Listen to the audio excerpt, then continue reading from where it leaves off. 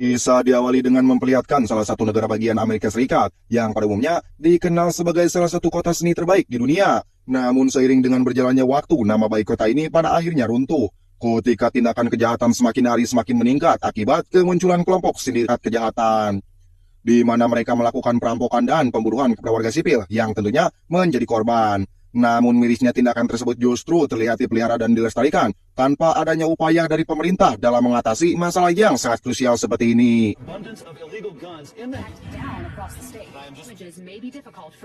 Sampai akhirnya terpilihlah seorang gubernur baru, dia bernama John Master, di mana beliau mengemukakan kepada rakyat Republik dengan mengatakan bahwa dalam kurun waktu 4 tahun ke depan, masyarakat akan kembali merasakan kenyamanan dan kedamaian.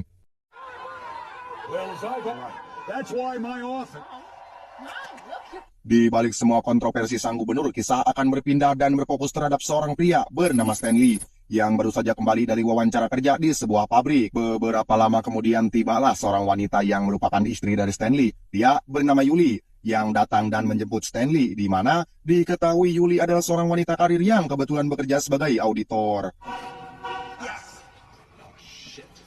Namun baru saja mereka tiba di mobil, ia melihat salah satu bannya yang ternyata mengalami kebocoran, di mana secara tidak langsung insiden kecil tersebut adalah suatu pertanda yang buruk, tanpa mereka sadari bahwa malapetaka sedang mengincar mereka.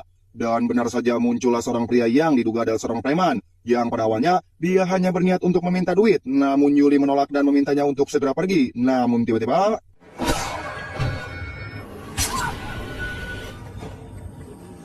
dalam keadaan sekarat berlumuran darah, Stanley dengan sekuat tenaga menyeret tubuhnya menghampiri Yuli dan memeluk erat tubuh sang istri yang tampak sudah tidak lagi merespon, dan saat itu juga Stanley pun sadar bahwa sang istri ini telah maut.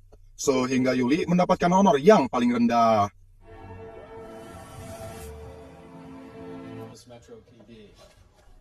Di hari itu juga Stanley pun segera melaporkan kejadian itu kepada seorang detektif kepolisian bernama Gibson. Namun, di sana laporan Stanley kurang direspon dengan baik. Bahkan Gibson menyerahkan kasus itu kepada rekannya yang bernama detektif Welker, yang justru menyerang Stanley dengan pertanyaan-pertanyaan yang tidak masuk akal dengan menyinggung perasaannya tentang hubungannya dengan mendiang sang istri.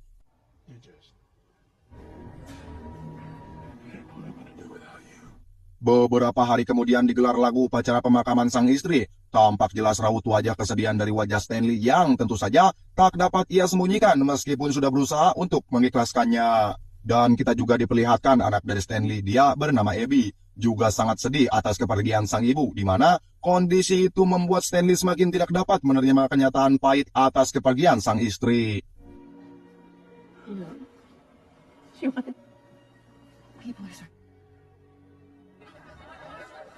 Sementara itu, direktur dikerumuni oleh para wartawan dari berbagai media yang memintanya untuk memberikan pendapat tentang kasus pembunuhan terhadap Yuli yang dianggap sebuah kasus besar karena berhubung Yuli adalah salah satu staf auditor di kantornya.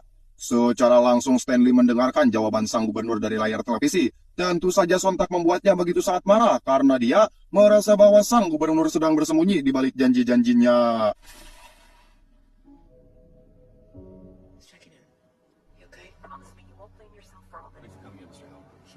Di sisi lain, detektif Gibson ternyata telah berhasil menangkap beberapa orang tersangka. Salah satunya sangat sesuai dengan ciri-ciri yang disebutkan oleh Stanley, yaitu seseorang pria yang memiliki tato lalat pada wajahnya yang ternyata dia bernama Samsul.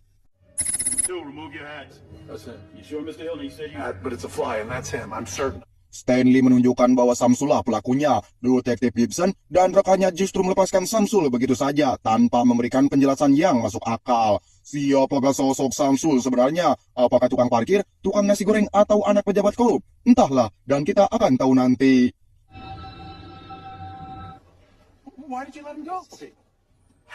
Pada akhirnya Stanley pun memutuskan pulang ke rumahnya dengan perasaan kecewa dan terlihat begitu sangat kesal. Ia tak menyangka hukuman yang berlaku di negaranya kini mengalami proses kadaluarsa, di mana para penegak hukum kini semakin diragukan karena tindakan mereka yang tentu saja tidak ada bedanya dengan para pelaku. Di saat itu juga terbesit niat buruk dalam hatinya. Ia segera membuka lemarinya dan berniat ingin mengambil sesuatu yang tertanam dari dalam tembok. Namun setelah berpikir 2 kali, pada akhirnya Stanley mengurungkan niatnya itu.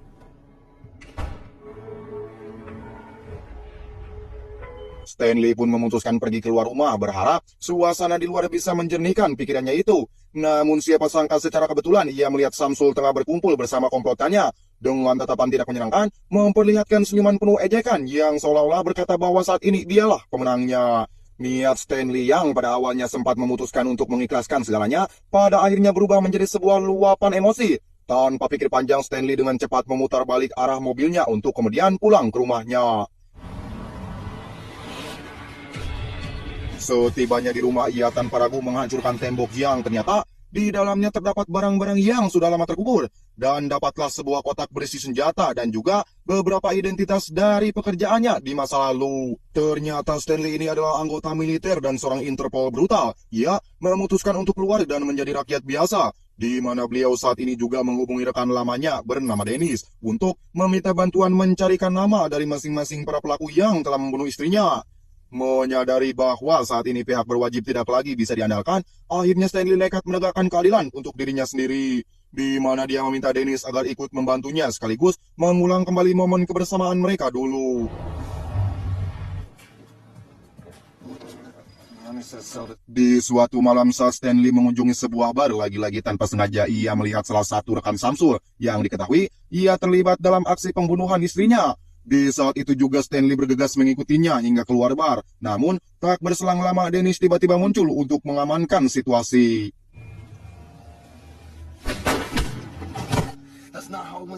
Sementara Stanley mencoba menginterogasi si pelaku dengan mengancamnya agar segera memberitahu di mana keberadaan Samsul. Namun, sayangnya pria itu tetap bungkam tanpa memberikan informasi apapun, sehingga mau tak mau Stanley dan Dennis dengan terpaksa membunuhnya.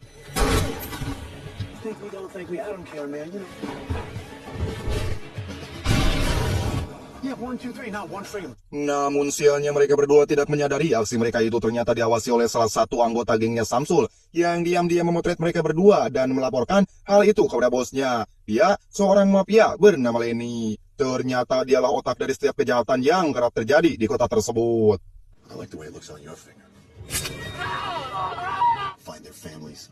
Setelah itu Dennis mengajak Stanley untuk pergi ke suatu tempat yang dimana Dennis memiliki usaha barbershop. Ia mengajak Stanley ke ruangan bawah tanah dan itu adalah ruangan yang dijadikan tempat penyimpanan barang-barang dari pekerjaan mereka di masa lalu.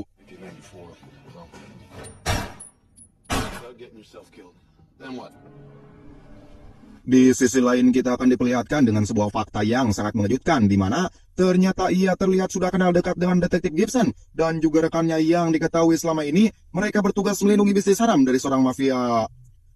Hal itu terjadi karena ulah video putra sang gubernur yang sedang berada dalam pesta narkoba. Namun, sianya di saat pesta pacarnya tewas akibat overdosis. Tidak ingin nama baiknya tercemar akibat ulah dari putranya, hal itu membuat sang gubernur dengan terpaksa menyuap detektif Gibson untuk bekerja sama dengannya agar video putranya tidak tersebar ke media sosial. Dan sebuah fakta kembali terungkap di mana ternyata pembunuhan yang terjadi pada istrinya Stanley ada perintah langsung dari sang gubernur yang merasa terancam setelah istrinya Stanley mengetahui bahwa sang gubernur telah melindungi bisnis ilegal dari sang mafia. Pada akhirnya terkuak bahwa Samsul yang sedang dicari oleh Stanley bukanlah pelaku utama atas kematian istrinya. Karena tentunya Samsul hanya menjalankan perintah dari atasannya yang didalangi oleh sang gubernur dan juga dua orang detektif korup.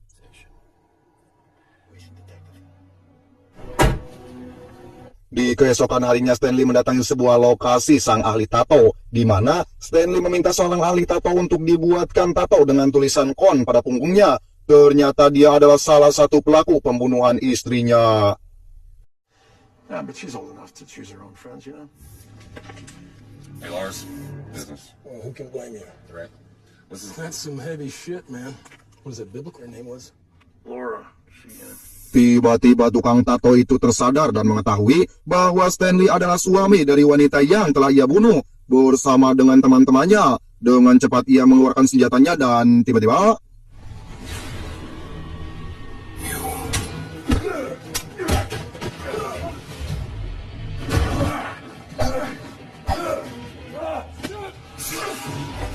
Sementara itu Dennis yang baru saja masuk ke dalam barbershopnya tentu saja ia dibuat kaget ketika di dalam sana ia melihat Samsul dan gengnya masuk tanpa izin yang memang sengaja dikirim oleh bosnya untuk menghabisi Dennis. Namun ia tak menyadari bahwa apa yang ia lakukan adalah sebuah kesalahan fatal dan tiba-tiba... I just want to ask you a few questions. That's a nice tattoo. Is that illegal?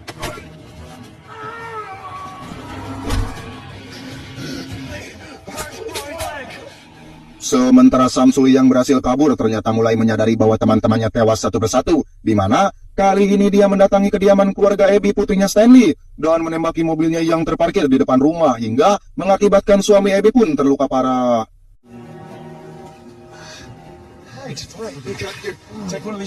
Atas kejadian itu membuat Abby pun terlihat begitu sangat marah kepada sang ayah secara tidak langsung telah membawa kesialan dan malapetaka bagi keluarganya sendiri.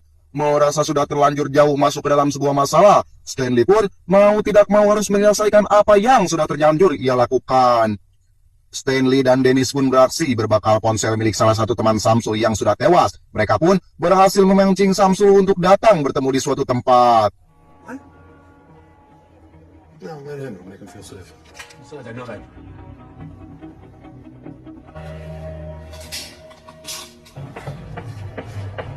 Singkat cerita, tibalah mereka di sebuah bar. Dennis langsung memberikan Homer sembari menunggu Stanley. Sementara Stanley sendiri memasuki ruangan VIP yang dimana di sana tanpa banyak tanya ia langsung membrutal.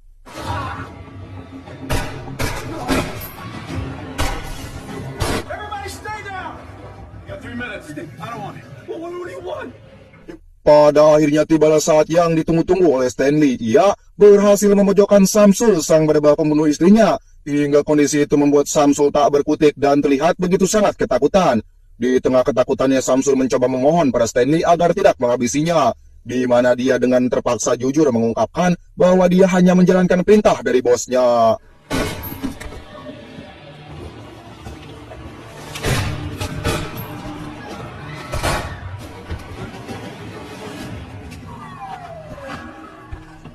Sementara itu di dalam rumahnya, Abby bersama putranya dan juga adik iparnya bernama Zena memutuskan untuk pindah ke hotel sesuai perintah dari Stanley, di mana rumah mereka sudah tak lagi menjadi tempat yang aman sehingga saat itu juga mereka pun segera berkemas-kemas untuk segera berangkat ke hotel tujuan. Here, Jen, get him dressed. We need to go. Hey, Jen, listen to me. I'm sorry, little man, but go. I backed your bathing suit. Namun sial bagi mereka yang terlambat dan para mafia sudah tiba di sana dan tanpa izin mereka nyelonong masuk ke dalam rumah.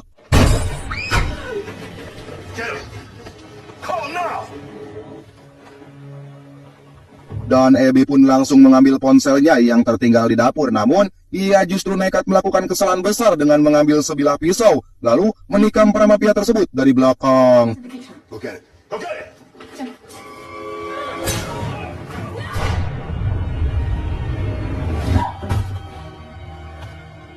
Di sisi lain, Stanley menerima pesan dari Abby, namun dari pesan tersebut merasa ada keganjilan yang dikirim oleh Abby. Saat itu juga, Stanley berangkat menuju ke rumahnya dan menyempatkan dirinya memberitahu Dennis untuk segera pergi menyusul ke kediaman Abby putrinya. Stanley mengendap-endap berjalan masuk ke dapur melalui ruang bawah tanah menaiki anak tangga dan berhasil melumpuhkan salah satu anak buah Lenny.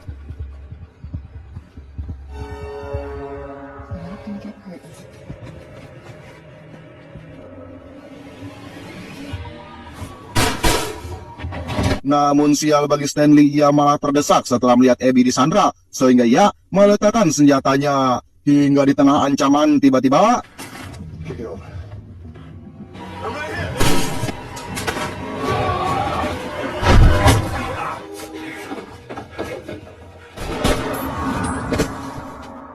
setelah berhasil melumpuhkannya, Stanley memaksanya untuk memberitahu siapa dalang di balik kematian istrinya. Ia mengatakan bahwa bukanlah dia pelakunya, melainkan adalah sang gubernur. Belum sempat ia memberitahu Stanley tentang alasan mengapa sang gubernur melakukan itu, tiba-tiba dari arah belakang muncullah detektif Gibson dan rekannya yang saat itu juga melepaskan tembakan. Reserve order. There's no reason on earth that my wife. You always did have a big. You might work together. Maybe we put this on. Sehingga Stanley di sini hanya bisa diam tak kala mereka berdua menodong senjata padanya. Tapi tiba-tiba di mana Dennis tiba-tiba muncul dan berhasil melumpuhkan rekannya Gibson, dan hal itu membuat Gibson terpaksa harus menyerah dan menuruti semua keinginan Stanley. Ia pun meminta untuk membawanya pergi menuju sang gubernur. Come on. Murderers left on the street. He looked pretty. Let me Kay. Let me do shit for him too.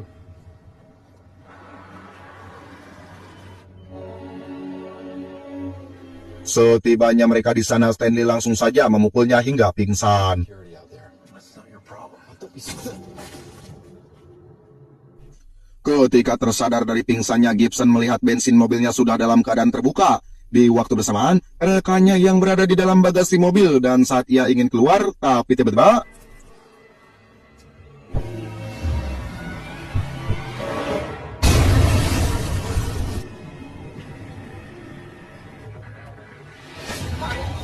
Namun sementara itu Stanley yang telah berhasil melumpuhkan penjaga, sayangnya ia tidak menyadari kemunculan sang gubernur yang saat itu menuruni anak tangga dan menyerang Stanley. Tapi tiba-tiba... What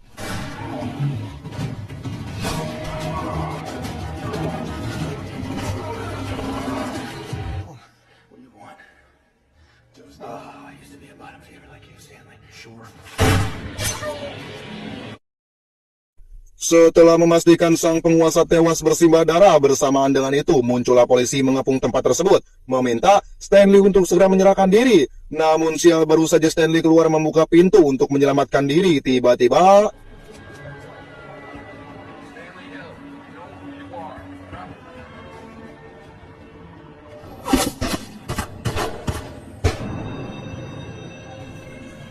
Ya, beruntung Stanley sudah mengantisipasi segala kemungkinan yang terjadi, di mana tembakan itu ternyata hanya menembus rompi anti peluru yang ia gunakan.